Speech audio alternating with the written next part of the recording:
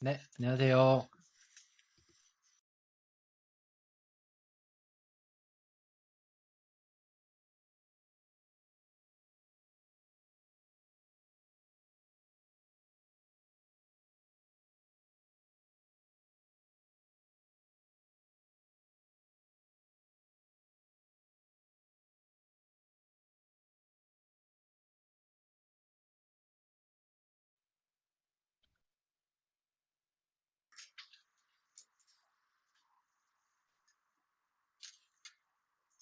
네, 안녕하세요. 저는 현재 경기도 인공지능 미래교육연구의 대표를 맡고 있는 과천 청계초등학교의 교사 김용우라고 합니다.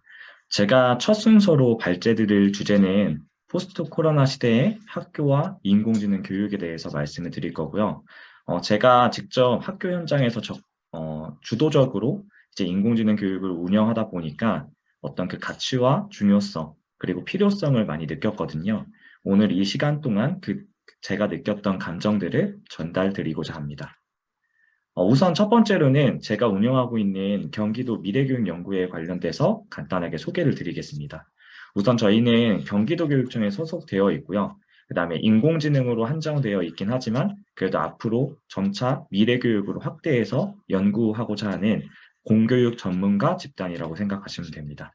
우선 제가 이 인공지능 미래교육 연구회를 열 때 고민했던 지점이 있었습니다. 이제 경기도교육청 아니면 전국 단위로 이제 인공지능 융합교육대학원 전공자를 모집했고 이제 내년부터는 그 전공자가 졸업해서 이제 학교 현장에서 적극적으로 인공지능 교육 활동을 주도해 나가는 그런 시기가 될 겁니다.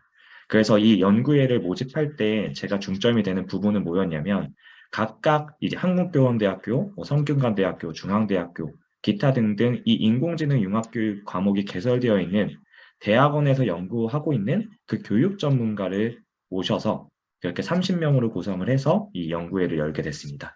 그런 인공지능 융합교육 전문가, 전공자, 그리고 초등교육 전문가라는 그런 타이틀을 가지고 이제 인공지능 융합교육을 연구하고 있습니다.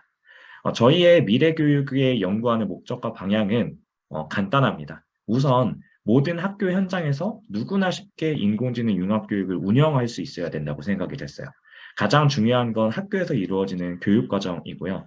그 교육과정을 밑바탕으로 해서 점차적으로 자율동아리, 방과후, 아니면 교회 활동으로 확장시켜 나갈 수 있는 그런 인공지능 관련된 교육 컨텐츠, 그리고 교수학습 자료를 개발해서 학교 현장의 적용성을 검증하고 있습니다. 우선 저희 그럼 이 어떤 것들을 하는지 좀 간단하게 소개를 드리면 일단 소속 원들은 경기도 미래교육 연구회 소속을 중심으로 해서 이제 한국과학창의재단 연구회, 그다음에 네이버 커넥트 연구회, 그다음에 경기도 융합과학교육원 연구회 등의 팀 프로젝트로 이제 팀을 꾸려서 활동을 하고 있고요. 그 안에서는 이제 뭐 교수학습 지도안이라던가 아니면 어떤 목적성을 띈 어떤 프로젝트를 통해서 다양한 분야의 그다음에 다양한 시선으로 그런 산출물들을 만들어내고 있습니다.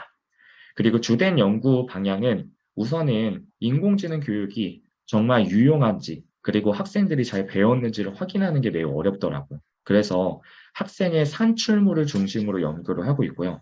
그 다음에 그 산출물을 토대로 해서 두 번째로 중요하다고 생각한 건 역량이라고 봤거든요. 그래서 데이터, 그다음에 인공지능, 그다음에 새로운 기준에 대한 뉴노멀 리터러시를 중심으로 학생들이 과연 인공지능 융합교육 수업을 들었을 때 미래의 핵심 역량을 함양하였는지에 대한 그 기준점으로 연구를 하고 있습니다. 그래서 저희의 최종 목표는 학교 현장에서 과연 이 인공지능 교육 문화를 어떻게 하면 정착을 시킬 수 있을지에 대한 아이디어를 모색하고 있는 중입니다.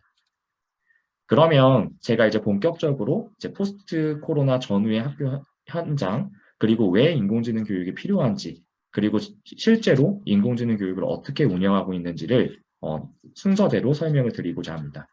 그러면 이제 이 순서는 포스트 코로나 전후의 학교 현장이고요. 제가 생각했을 때는 이 코로나라는 기점이 인공지능 교육이 활성화되기에 매우 중요한 시점이라고 봤거든요. 그래서 그거에 대해서 간략하게 소개해 드리려고 합니다. 코로나 이전에 어떤 한계점은 뭐였냐면 우선 바로 교육할 인프라가 구축되지 않았습니다. 예를 들면 학생 1인 1대의 태블릿 노트북도 없었고 반마다 교실마다의 AP도 설치가 되어 있지 않아서 그 예산을 끌어오고 설치하고 세팅하는 과정이 매우 오래 걸리고 많은 노력을 필요로 했습니다. 심지어 어떤 경기도 기준으로 했을 때는 5년 단위로 학교를 옮겨야 되기 때문에 인프라 구축에 2, 3년을 쏟고 만약에 최대 5년이라고 따지면 2년간 어떤 교육 체계를 갖춰지면 또 다른 학교로 옮겨야 되고 그런 악순환적인 것들이 반복이 됐었거든요. 근데 이 코로나 이후에 어떤 점이 바뀌었냐면 이제 교육부나 아니면 시도교육청 단위로 이제 학교의 어떤 AP라든가 모든 정보 인프라를 구축할 수 있도록 적극적으로 지원을 해주고 계십니다. 그러다 보니까 정보교육을 운영하는 입장에서 아니면 인공지능 융합교육을 운영하고자 하는 입장에서 이렇게 잘 갖추어진 모든 교실에 설치된 AP와 노트북 태블릿으로 인해서 번거로움이 많이 감소가 되었고 오히려 어떤 교육 쪽에 초점을 맞출 수 있도록 그렇게 준비 환경이 마련이 된 것 같습니다. 그리고 더 나아가서 이런 각 반 교실에 AP가 설치되고 그다음 정보기기가 있다는 건 교육 공동체의 실질적인 인식 변화를 이끌었습니다. 왜냐하면 눈에 보이면 그걸 활용하기 마련이고 활용해야 된다고 느끼고 활용할 필요성을 찾아가기 마련이거든요. 그러다 보니까 저희가 교원 전체가 어떤 실질적인 원격 수업에 참여하면서 정보기기를 다루는 연수를 자연스럽게 했을 뿐만 아니라 이제 학교 현장에 도입된 그런 기자재를 활용해야겠다. 그리고 이런 인공지능의 트렌드에 맞춰서 내가 어떤 걸 할 수 있을지에 대한 궁금증이나 그런 것들을 관심을 가지기 시작했습니다. 그러다 보니까 어떤 미래를 준비하고자 하는 이 교원들의 주도성이 증가한 걸 이제 학교 현장에서 피부로 느끼고 있는 상황입니다. 그리고 가장 중요한 부분은 이 인공지능의 현실 적용 가능성인데요. 이제는 이 인공지능과 관련해서 다양하고 질 높은 콘텐츠들이 개발 보급됨에 따라서 이 학교 현장에서 갖춰진 이 정보 인프라와 맞물려서 인공지능 교육을 운영할 수 있다는 가능성을 느끼고 있습니다. 그래서 이 코로나 이전과 이후의 상황은 매우 다르고 이후에는 확실히 이런 인공지능 융합 교육을 적용하기에 안성맞춤인 시점이다라고 저는 판단하고 있습니다. 자, 그러면 여기에서 가장 중요한 질문인 것 같습니다. AI 교육은 정말 필요한가? 사실 저는 현재 성균관대 인공지능 융합교육에 재학 중이고 실제로 인공지능 교육이 필요한지에 대한 물음을 3년 동안 던졌던 것 같습니다. 근데 제가 지금 소개드릴 내용들은 저는 인공지능 교육이 학교 일선 현장에 보편화돼야 되고 필수 교육으로서 자리 잡아야 된다고 생각하는 편이거든요. 그래서 그거에 대해서 소개를 드리고자 합니다. 지금 보여드리는 사진은 이정문 하백이 1965년도에 2000년대의 미래 세상을 예측하고 그린 그림이에요. 그때 당시에 이 과학기술은 말도 안 되는 허상이라고 생각하거나 아니면 공상과학이라고 여겨졌습니다. 이 그림들을 살펴보면 전기자동차, 에스컬레이터, 스마트폰, 인터넷 신문, 로봇 청소기, 태양열 충전, 기타 등등 지금의 시점에서 보면 너무나 당연하고 보편화된 과학기술인데 그때 당시에는 이게 되겠어? 라고 의구심을 갖게 하는 것들이었다는 거죠. 근데 한 가지 재밌는 점은 뭐냐면 이 이정문 하백께서 2010년도에 2050년의 미래 세상을 다시 한번 예측했습니다. 여기에 있는 그림들을 보면 이거 되겠어라는 역시 똑같은 의구심을 갖게 된다는 거죠.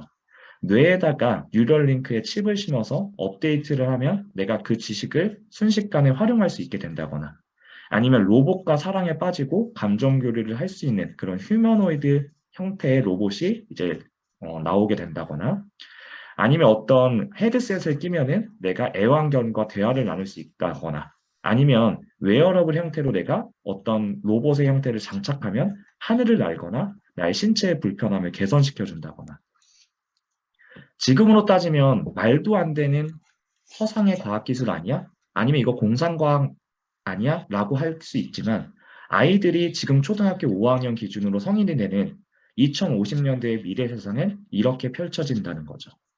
더 재밌는 건 한국과학창의재단에서도 실제로 2045년의 미래 세상에 대한 이 그림을 이렇게 비슷하게 제시하고 있고요. 매년 이 미래사에 대한 공모전을 개최하는데 그 변화가 그렇게 크지 않더라고요.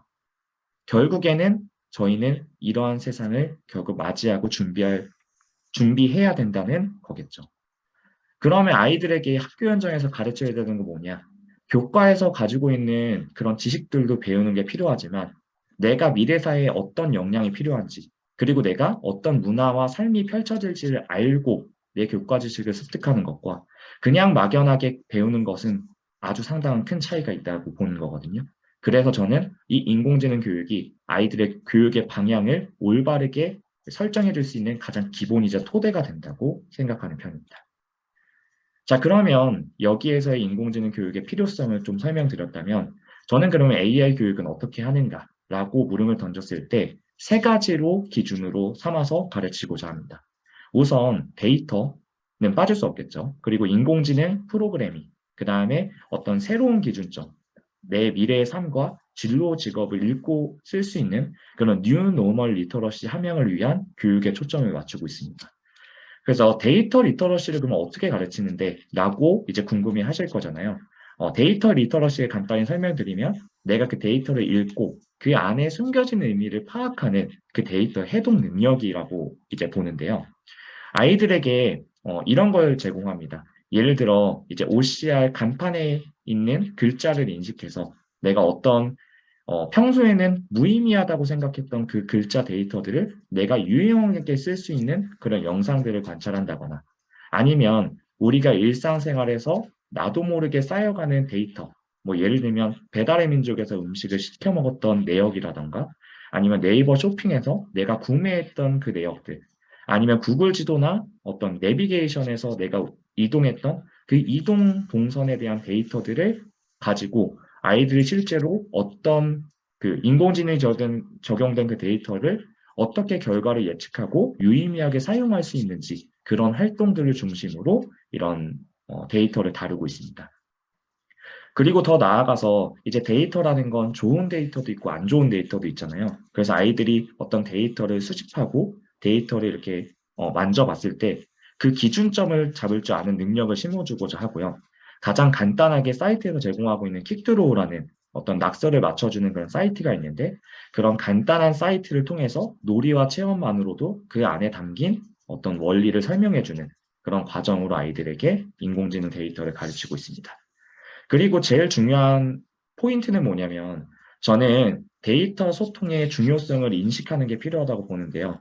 여기에서 데이터 사이언스나 아니면 인공지능 전문가가 모두가 다 되는 건 아니잖아요. 그 전문가와 사이언스와 소통할 수 있는 그런 시야와 관점을 가지도록 하는 게 매우 중요하다고 봤습니다. 그래서 내가 가지고 있는 전공 지식을 가지고 어떻게 데이터를 쌓을 것인지, 그리고 그런 전문가와 소통을 할 것인지에 초점을 두고 거기에 교육적인 의미를 두면서 데이터를 가르치고 있습니다. 그래서 예를 들면 이런 것들이 될 수 있다는 거죠. 유튜브에는 학생들이 실제로 사용하면서 시청 기록이나 다양한 데이터에 대한 정보들이 노출되어 있는데 그 정보들을 가지고 아이들이 정말 인공지능 알고리즘처럼 친구의 영상을 추천해 준다거나 그런 활동들을 통해서 아이들이 데이터를 실질적으로 느끼고 있습니다. 자, 그 다음에는 이제 인공지능을 직접 내가 이해하고 나만의 방식으로 인공지능을 유용하게 활용할 수 있는 능력도 매우 중요하다 봤어요. 저는 그게 바로 인공지능 리터러시라고 봤거든요. 학교 현장에서는 아무래도 이 프로그램이나 피지컬 컴퓨팅을 가르쳐야 된다는 과거의 소프트웨어 선도학교적인 사고가 이어지고 있습니다. 근데 저는 인공지능 교육은 소프트웨어 교육과는 좀 다르다고 봤거든요. 그래서 저는 아이들과 어떤 초등학교 기준이긴 하지만 성취 기준점을 잡아서 놀이와 체험으로 내가 원하는 프로그램을 구현해 보면서 그 안에 담겨 있는 원리를 자연스럽게 체득할 수 있도록 그렇게 가르치는 편입니다. 예를 들면 그런 게 있어요. 스노우 카메라의 어플에 나의 나이와 감정과 성별을 맞춰준다거나 아니면 내가 인공지능 학습 모델을 직접 만들어가지고 나와 닮은 연예인이 누군지를 이렇게 해보는 그 과정을 통해서 아이들은 이미지 인식 기술에 대해서도 배우기도 하고요. 그 다음에 데이터를 수집하는 과정에서 이제 좋은 데이터와 안 좋은 데이터를 선별하는 경험도 하고요. 그 다음에 그 데이터를 가지고 인공지능 학습 모델을 제작해서 내가 나와 닮은 연예인을 만들어주는 서비스를 구현해보는 그 과정이 아이들에게는 직접 내가 원하는 인공지능을 만들어보는 자신감과 어떤 주도적인 능력을 키워줄 수 있는 방법들이라는 거죠. 더 나아가서는 실질적으로 우리가 경험했던 인공지능을 구현하는 게 아이들 입장에서 더 공감을 할 수 있다고 생각이 됐거든요. 그 중에서 가장 쉬운 것들은 뭐냐면 이제 MMT 번역 기술이라고 해서 네이버 팝하고 번역기 통역기라던가 아니면 뭐 그 사이버 악플 판별기 같은 그런 주제를 통해서 아이들이 기업에서 활용하고 있는 그 기술들을 직접 구현해 보면서 이제 이런 과정들이 어렵지 않다는 그런 인식을 심어주도록 합니다. 그 다음에는 이제 뭐 웹에서 쉽게 데이터를 크롤링할 수 있는 그 방법들이 있거든요. 이제 크롬 확장 프로그램으로 있는데 그럼 내가 원하는 사진 데이터를 크롤링해서 내가 직접 나만의 인공지능 서비스를 제작하고 이제 나의 일상의 문제에서 그것을 인공지능을 활용해서 해결해보는 그런 프로젝트 형식으로 이제 확장해 나가며 가르치고 있습니다. 그래서 예를 들면 이런 것들이 있더라고요. 제가 그냥 간단하게 놀이와 체험으로 그런 쉬운 인공지능 서비스를 이제 아이들과 만들어 봤더니 그리고 이후에 프로젝트 수업을 하라고 했더니 이런 문제점을 찍더라고요. 코로나 이후에 고속도로에 오토바이 배달하는 서비스들이 많은데 너무 무분별하게 위험하게 운전을 한다. 그래서 그런 오토바이와 자동차를 구별해서 위험한 오토바이에 대해서 경고 메시지를 보낸다. 라는 활동이 있고요. 이런 식으로 이렇게 프로젝트로 발표를 하더라고요. 내가 뉴스를 뽑고 그거에 대한 문제점을 찾고 직접 학습 모델로 구현을 해서 코드를 짜서 발표하는 이런 과정을 아이들이 실제로 하고 있는 과정이고요. 그리고 여기서 중요한 건 영재나 어떤 특별한 학생이 아니라 그냥 일반 학생이 이런 문제의식을 가지고 만들었다는 게 가장 중요한 포인트인 것 같습니다.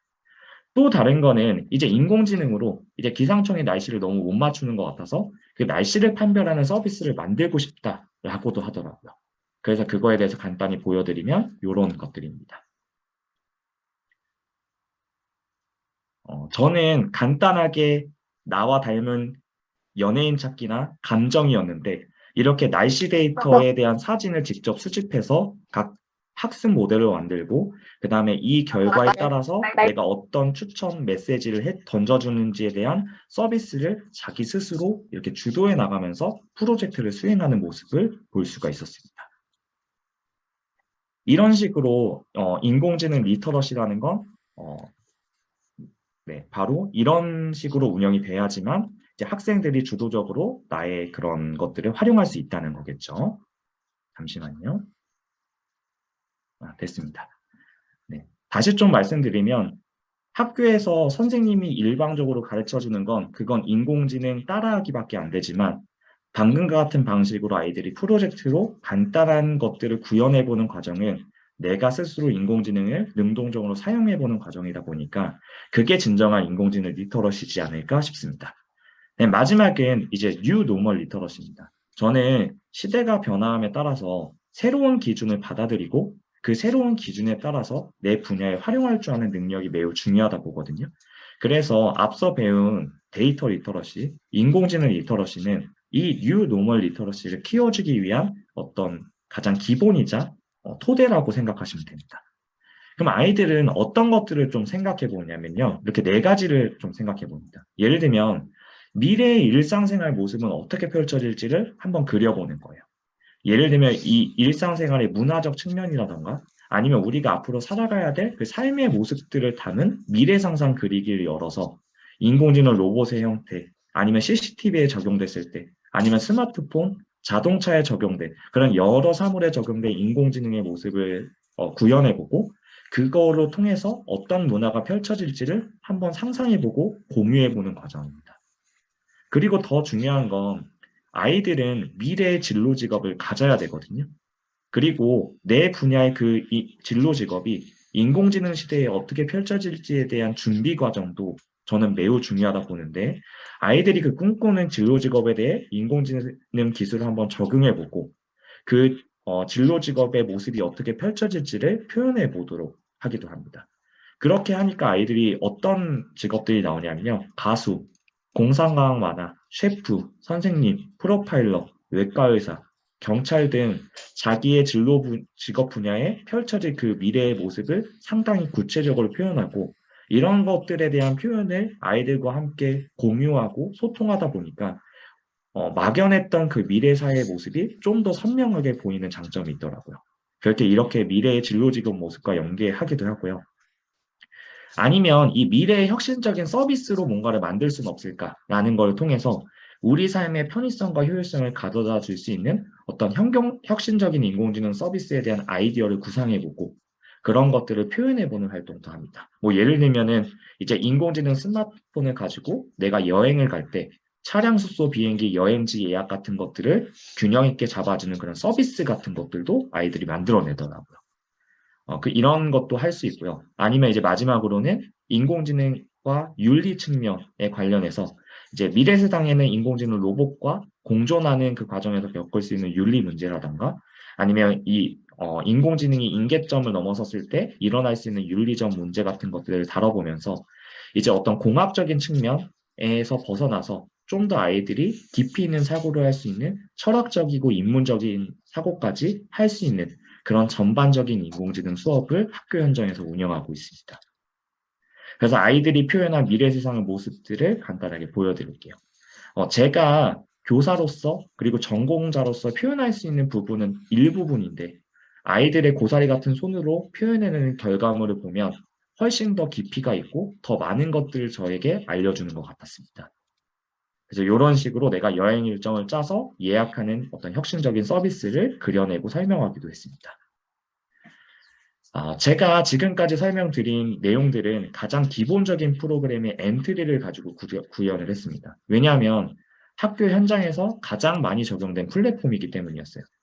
한국과학창의재단이나 어떤 학교 행사를 운영할 때 교원들이나 학생들 아니면 교육 공동체가 많이 접했던 플랫폼이 엔트리였고 이런 가장 기본적인 플랫폼만으로도 아이들이 프로젝트 수업을 할 수 있었고 자기만의 색깔을 담아서 인공지능 서비스를 구현해낼 수 있었습니다. 이것을 토대로 만약에 내가 어떤 심화 프로그램, 뭐 자율 동아리라던가 아니면 대회 그런 강습 활동을 나간다면 마이크로소프트의 뭐 AI 빌더라던가 좀 더 인공지능 기술을 직관적이고 구체적으로 전문적으로 파악할 수 있는 그런 프로그램으로 운영이 되기도 하고요. 아니면 엔트리도 부담스러운 학교 현장의 선생님들도 계시잖아요. 그러면 이 엔트리에 운영하는 설명 과정을 촬영한 영상을 가지고 플레이 앤 스탑을 하면서 선생님들이 덧붙인 말을 통해서 수업을 진행하도록 하여서 학년 전체가 균형 있게 인공지능 교육 프로그램이 확장될 수 있도록 그렇게 가르치고 있습니다.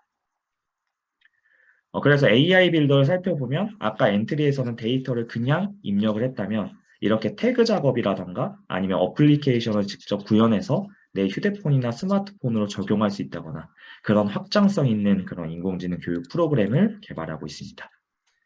네, 지금까지 제가 설명드린 것들은 이제 포스트 코로나 시대의 학교와 인공지능 교육에 대한 어떤 현장 적용점에 대해서 설명을 들었어요. 다시 마지막으로 정리를 드리고 싶은 말은 포스트 코로나 이전엔 인공지능 교육이든 소프트웨어 교육이든 쉽지 않았습니다. 근데 이제는 교육부나 재단이나 어떤 시도교육청 차원에서 이제 이런 교육을 운영할 수 있는 인프라를 잘 구축해줬기 때문에 저희가 적극적으로 활용할 수 있는 그런 환경이 조성되었다고 생각이 됩니다. 더군다나 인공지능 교육이라는 건 아이들이 미래에 살아야 되는 삶과 관련돼 있고 진로 직업과 관련돼 있는 문제이기 때문에 단순하게 교과 지식을 가르치는 것보다는 그런 미래의 삶과 진로 직업을 보여주고 그거에 관련된 교과 지식을 습득할 수 있도록 학교 현장에 인공지능 교육을 보편화하고 적용해야 된다고 생각하는 편입니다. 그리고 저희의 이 경기도 인공지능 미래교육연구에서는 이러한 현장 적용성, 그리고 아이들의 산출무에 따른 역량을 함양하는 그 과정들을 연구하고 있고요. 네, 그래서 전반적인 학교 현장의 이런 모습들을 소개드렸고요. 이후에 소개드릴 내용들은 이제 좀 더 전문적인 플랫폼 도구를 가지고 아이들에게 인공지능 교육하는 아마 사례가 소개될 것 같습니다. 네, 이상으로 네, 경기도 미래교육연구의 대표 청계초 교수